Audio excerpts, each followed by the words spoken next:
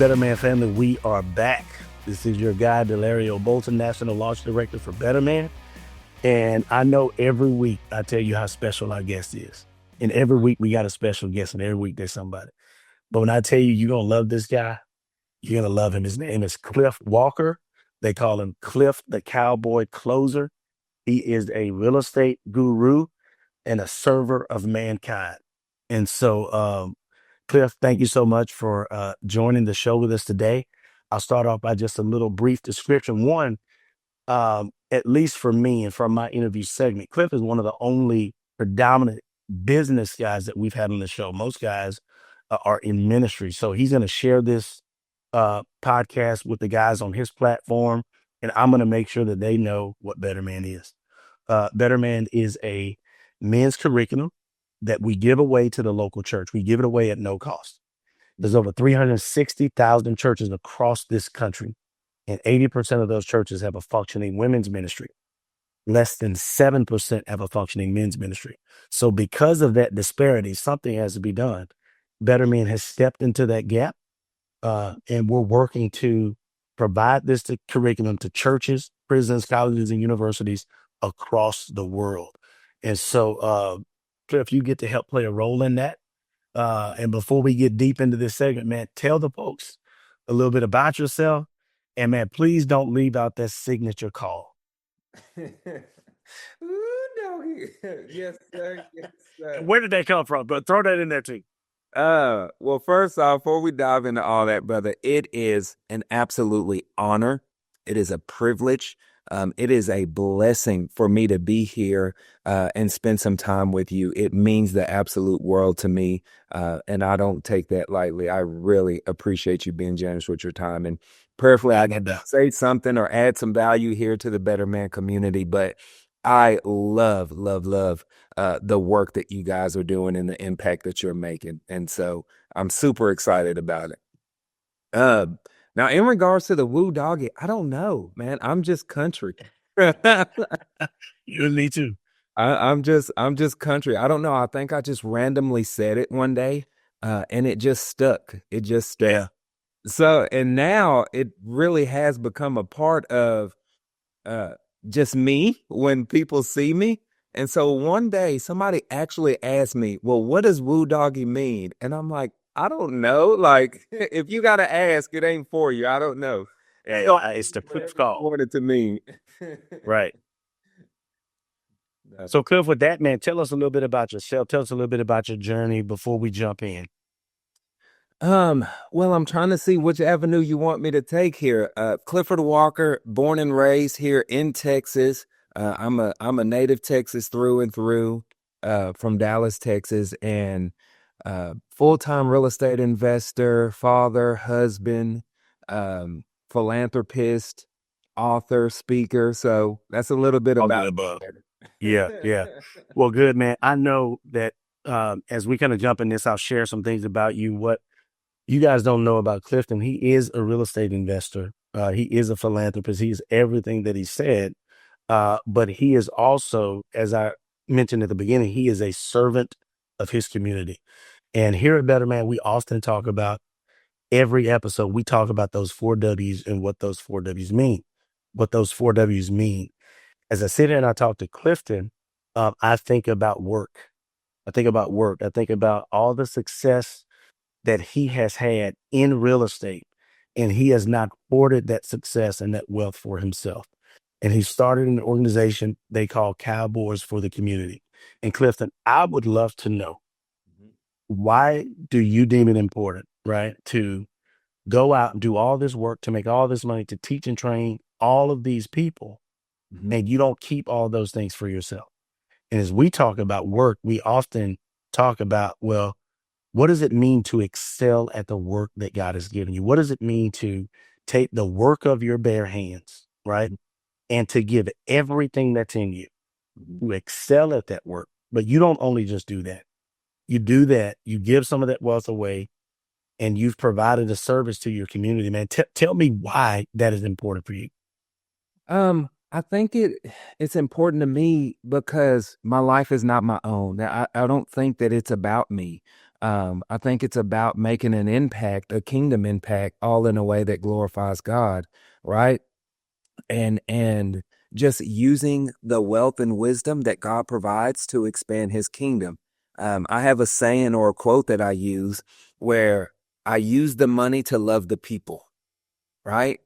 And so that's a something that I really try to focus on doing and using because number one, I will say that it selfishly keeps me humble, right? Yeah. Because it allows me not to ever get on this high horse. Right. If And you you ride horses too. yeah, and so it definitely keeps me humble in that area, but also I want to be a light for other people to say, hey, if God can use him, he can use me too, right? Because that is the case. If God can use me, he can use any of us. Right. Uh, there's nothing special about me in any form or fashion, right? Yeah, I'll say that. Okay. So what was it that pushed you to create Cowboys for the community? Um, I just saw a need where And it's who are you serving? I don't even know if you even brought that part into it yet. yeah, so Cowboys for the Community, we're a nonprofit, and every third Saturday of the month, rain, shine, sleet, it doesn't matter. We go out there and we serve and feed the homeless. I say homeless, but really, you don't have to be homeless to be hungry, right? Uh, Right. we serve the community. And so we literally set up shop in a vacant lot in South Dallas and we start cooking live right there on the site for people to walk up and get food. Now, I'm not knocking any organization, all right? Yeah. But we're not out there serving bologna sandwiches and chips, right? Right. We are we serve whole food, whole meals, something that's going to fill the body, that's going to nourish the body, that's going to provide nutrients to the body. And I like to do that for a couple of reasons. Number one, I believe that food can be a medicine in itself, right? When we're Absolutely. proper things. And then two, in my mind, I think about me. I love to eat. I'm a foodie, right? Yeah. Think about how much time, effort, and energy that it takes for somebody to cook for you, right? Whether that's your wife, she goes to the store, she has to plan the food, she goes to the store, she grocery shops, she cleans the food, she prepares the food, she cooks the food, she plates the food, right? And if you're doing it for your family, how much time, effort, and energy that actually takes that so many of us take for granted on a daily basis. You know, I can easily give somebody $5, $10 here, go buy a meal, get out my face.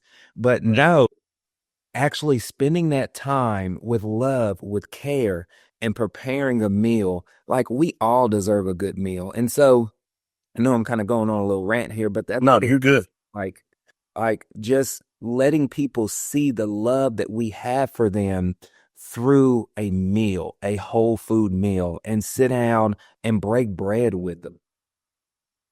Now, so what's interesting to me is that a lot of people who, and this should not be the norm, but a lot of people who go back and give to the homeless or give to the needy or folks like that, their desire or motivation to do that comes from um, historical events in their own lives, right? Mhm. Like most people who give back to the homeless, oh, I was homeless at once. Yeah. Is there a trigger moment or something that inspired you uh, to reach back out and go do these things? Was your life impacted in a way by the same things or the same blessing that you're giving back? No, I can't quite say I was homeless or anything like that. Yeah. Praise God. I just like to eat and I love people. Right. And guess what? We know everybody else does too. Yeah, and then I love serving people. I believe that my life is not my own. I truly Yep. believe that God put me on this earth to serve mankind. And that's what I'm going to try to do as much as I possibly can. Yeah. Yeah. Well, man, tell us a little bit. Give me a second here. What role does your faith or purpose play in how you approach that? Right. Your life is not your own. Mm. It's a massive part of what I do. It's the compass of what I do, and always trying to make sure that I lead and steward in a way that's in alignment with God's will and not my own. And I'm Yeah. just trying to make sure that I'm seeking His guidance and His understanding in things. And so it's a massive role in what I do. Okay. So then when it comes to the work that you do in real estate, what you do is you teach, you train, you inspire, you speak on stages across the country. Um, do you take that same level of enthusiasm towards service and give that to the folks that you are teaching and training about real estate? Oh, yes, sir. Absolutely. Yeah. I don't separate uh God from anything that I do. It's in my marriage, it's in my business, it's in Yeah. uh, people that I serve. But yeah, absolutely, especially when it comes to real estate investing. Like, I'm trying to change and shift the entire narrative when you think about real estate investors. Like, I believe that we are building generational wealth by serving other people, right? Like, especially for my motto or model, we do a lot of direct to seller outreach, right? So we're Right. talking to people in foreclosure, in probate, right? They're going through a very, very tough season in their life, right? And they don't need somebody to come in there and pray on them. They need somebody to come in there and pray with them. Am I making sense? Yeah. Like, and so I try to go in there and focus and say, how can I be of service here in this situation? That's the goal. If we're a good fit to work together, great. If we're not, great. And so I keep that at the forefront of what I'm doing, because God forbid if I went through foreclosure or probate or something like that, I don't want somebody to come in here and prey on me and Yeah. take advantage of that, right? So I go in there and I use the same kind of mindset. You treat people like you want to be treated. Right. And I think it's that simple. If more people focus on that side of things, not just in real estate, but in any business, right? Yeah. There always should be a level of service. Yeah. I agree 100%, man. Yeah. And I think if you do things the right way, uh, God's response is that those things will come back to you, right? And I'm not making God a genie in a bottle or anything like that, Yeah. but you do reap what you sow. And a lot of times in the industry that you're in, there are so many vultures. There are so many people out there trying to get over on people. And I know that it gives folks a breath of fresh air knowing that I'm working with someone that I can trust. But in my mind, I'm just thinking the only way that hold on, let me start over. Ryan, X that out. Um, let me gather my thought here. I completely went off. I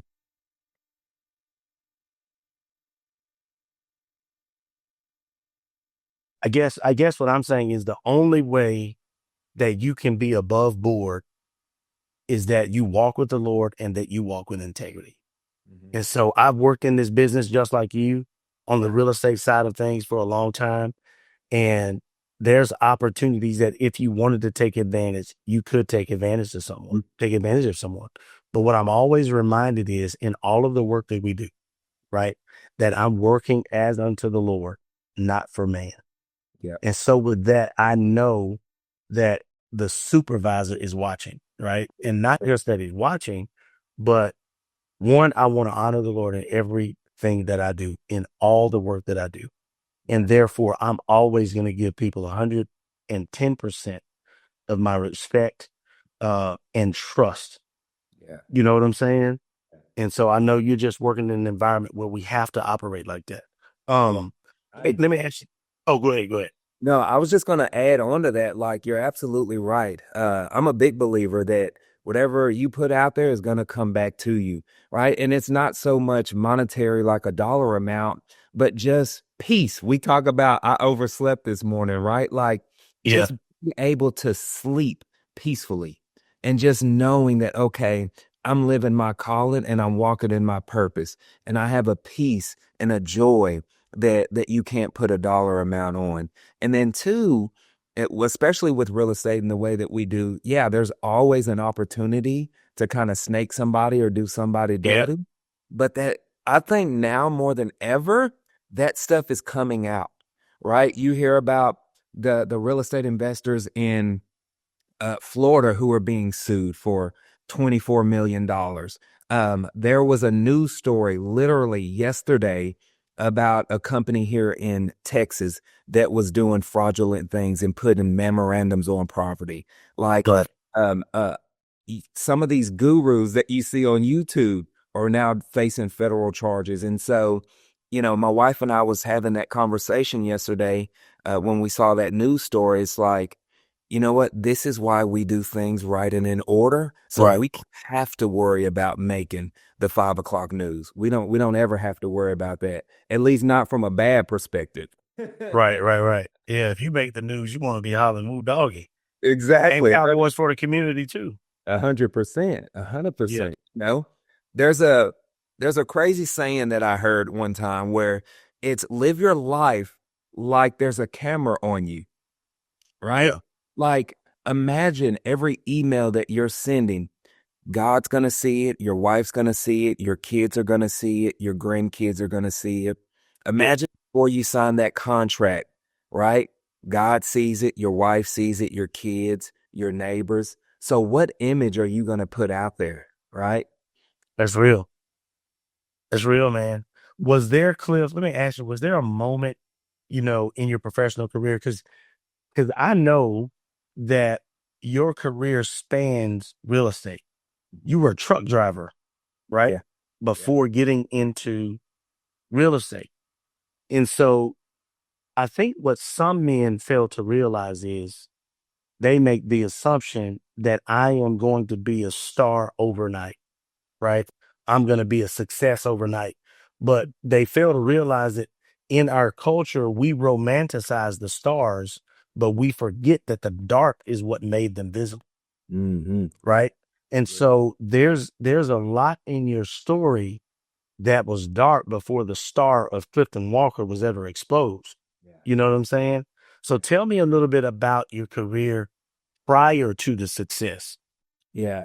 I think it was challenging. Like you said, you have to be committed to the process, and take a massive, scary leap of faith and making sure that you're keeping your eyes on the target and on God, and Yeah. not all the other stuff that's going around you. So when I decided to get started in real estate investing as a truck driver, I want to put this into perspective. Like I was sitting and driving 11 hours a day, but while I was doing that, I was hammering the phones, trying to generate leads, calling 10, Yeah. 11 hours every single day.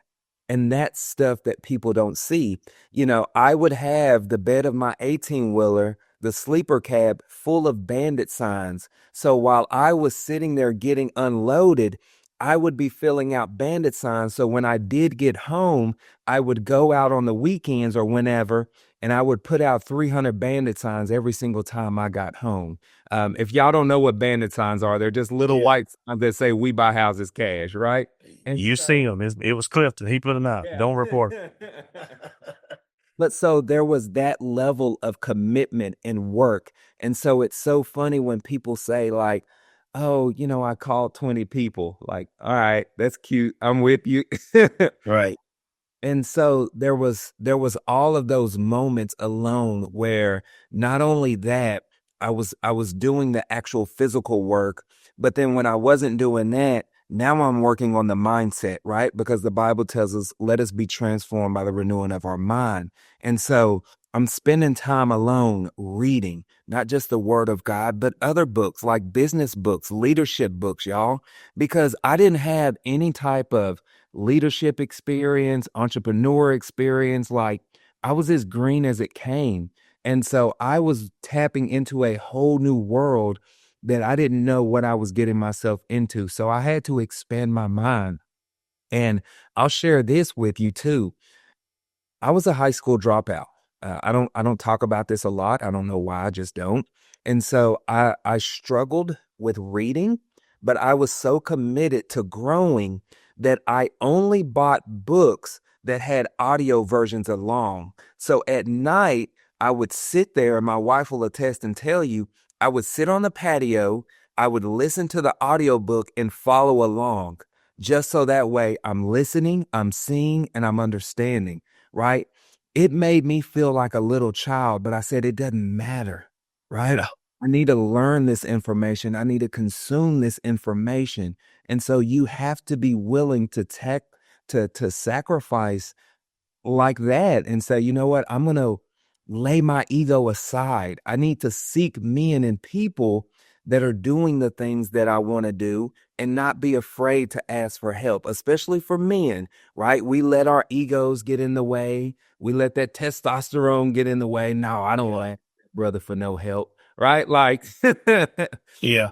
actuality, let's let these guards down, and you're going to come to find out that no, actually, people want to pour into you. People want to help you. And Yeah. so, yeah, I don't know where I was going with all that, but that was a lot of the process of going from truck driver to real estate investor. Right.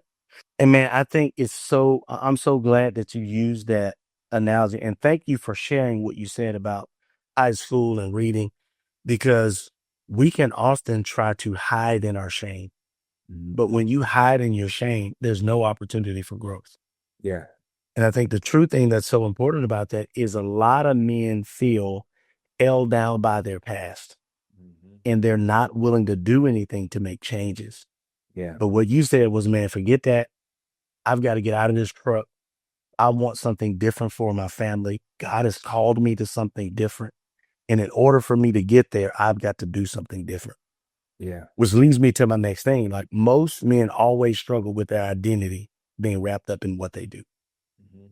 How do you keep your identity rooted in Christ while leading in these high stakes spaces? Because I mean, I know you with all the big timers, Yeah. right? So how did you remain rooted in Christ while still, eating at the table with kings and queens?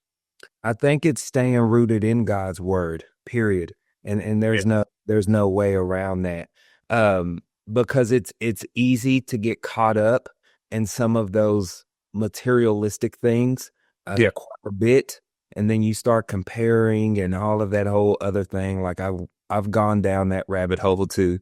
And Yeah. so it's just making sure that you are spending time with God, making sure that you're spending time in the Word of God, in prayer, and then working on yourself too. Like, I take personal growth and personal development serious. And so it's a huge part of keeping me rooted because it really helps me stay confident too. Um, yeah, I think that's a main thing for folks. Yeah. That's good, man. That's good. So we had talked earlier about those 4 W's. And this is interesting. A lot of times I stick to one, right? And we're talking about work today. But I think it's also important to note, just from your work, it bleeds into the last W, bettering your world through your children, your church, and through your community. Yeah. And so for you to be out there, not just feeding people, Hmm. but leading people, you've got groups of men who follow you on this journey because of the vision that God gave you for the people in your community. Talk to me about why that leadership matters and why it's important to get other men around you to join in on that vision. And to me, I'm just going to say this, it's going to be more of an impact. Yeah. It's going to be more of an impact. Think about Jesus, who drew in the 12, Yeah. and they followed him. And trust me, they got a chance to go on the ride of their lives. Yeah. And so you're doing the same thing within your community. Just talk to me a little bit about your leadership, and why would a dude follow you? Why would he follow you, Cliff? Honestly, I don't know. Yeah, you I, do. I genuinely don't know. And so I just know for me specifically, because they choose to follow me, I owe it.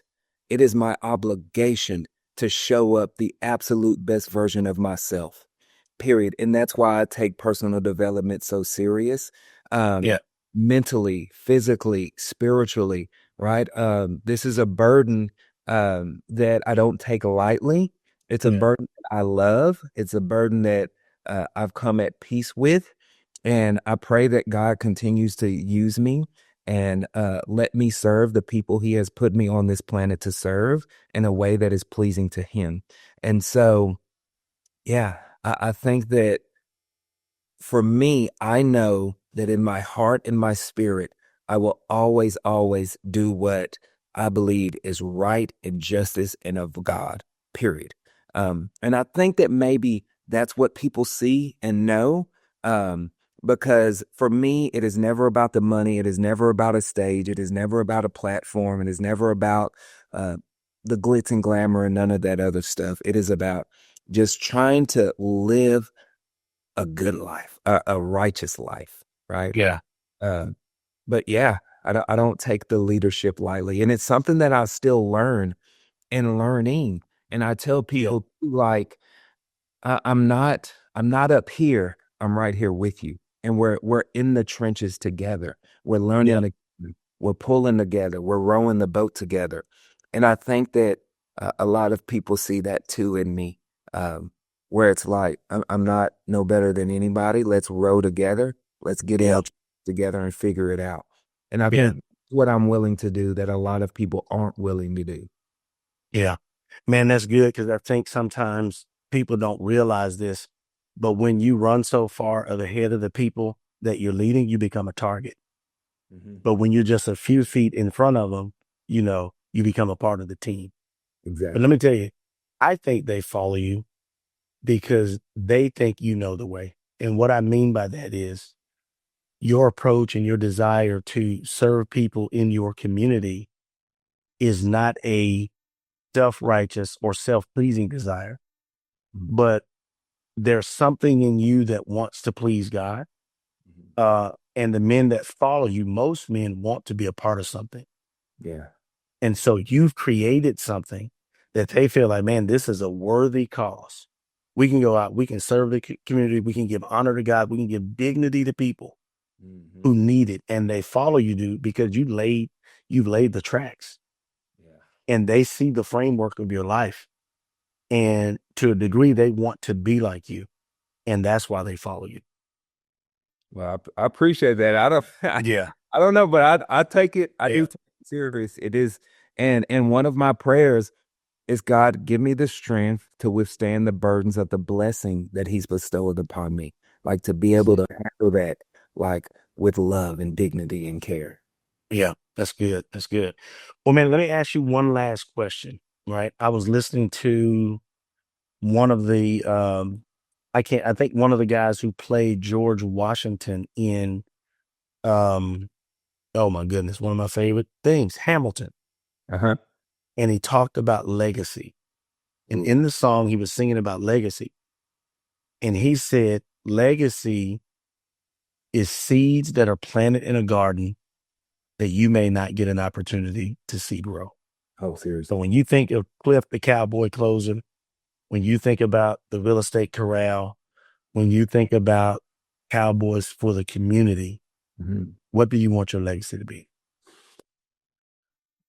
I think about so there's a book called Hero on a Mission, and it talks about um the legacy part of things and writing your eulogy. And I hope this doesn't sound grim, but I think about death often. Um, and I think about at my funeral, this is going to be funny, but I really want my funeral to be so packed with people to where there's a line waiting to get into the church. Um, all because I helped them in some form or fashion, right? Whether that was get their first real estate deal, whether that was help them strengthen their marriage, help them um, get in better shape or just transform their life or give their life to Christ, right? So I want my legacy to be of service and really people to say, wow, Clifford made an impact in my life in this way. Um, Even with my children and my wife, like I want them to know and say there was a man that gave it everything he had. He may have not been perfect. He may have failed. He may have stumbled. He may have messed up. But he got back up and he dusted himself off. Like I think about my daughters. Um, I want to set the standard for the men in their life, right? And say, oh, if you can't provide for me or love me like my daddy loves me, then You ain't the one, Jack. you ain't the one, Jack. And Yeah. even with them, so my wife works in the business, my oldest daughter works in the business, my youngest will when she finishes college. Yeah. But I let them see the struggle, even in the business, right? We have conversations and we say, hey, this is what's going on. It's been a really tough month. You know what? I'm not paying myself, but I'm having to meet payroll, right? So they see these struggles, they see these sacrifices real time. So when they know or when they're going after their dreams, they're like, well, I saw daddy lead with integrity and say, you know what? We're not letting anybody go. We're going to meet payroll and then we're just going to keep going. If that means I have to have one less cigar this month, right? Or one Yeah. less bourbon this month, like All right. so be it, right? Um, so yeah, I think that's what I just want my legacy to be, of service and somebody that just gave it everything he had. Yeah. Yeah. Well, man, dude, it has been such a pleasure, man. Before we get out of here, um, I think one, I've only met Clifton in person a handful of times. And Clifton made an impact on me in the real estate business and through social media alone. So much so that I got connected with some guys in another city who knew him and we became friends and still friends to this day. Um, but Clifton, real estate changed your life, right? It changed your life for the better. There are men out there who are looking for opportunities, who may not be satisfied in the work they do and who may want to do something else. And man, your story just speaks volumes uh, to not just success, but perseverance. Would you let these guys know where they could follow you, where they could see your content? Um, and even if they wanted to get into the real estate space or the public speaking space, or the community service space, man, how can they get in touch with you? I'm active on YouTube, Instagram, pretty heavy. Clifford Walker, the Cowboy Closer, across all platforms. They can reach out to me. You know, I have all kind of events, from paid events to free events and free trainings and all kind of stuff and blueprints on how you can get started in real estate, and break the myths that you don't need a bank account full of money and all of that other stuff, how you can actually get started in this industry. But yeah, they can follow me on social media. Yeah. And if you guys want to do that, if you guys are interested in another career or another opportunity for growth, or just somebody who can literally inspire and motivate the masses, you're gonna get that in Cliff the Cowboy Closer. Cliff, brother, thank you so much. We've got to get together. I know we're both super busy. Schedules are busy. I got 3 kids and I'm running around doing a bit of everything. But brother, I appreciate you. And I'm so grateful, man, that you joined me today. Oh, it's my pleasure, brother. Yeah, I still owe you a bourbon. You do over one. And I can tell you which one I like. Let's go. Let's go. All right, Better Man fam, we'll catch you on the next one.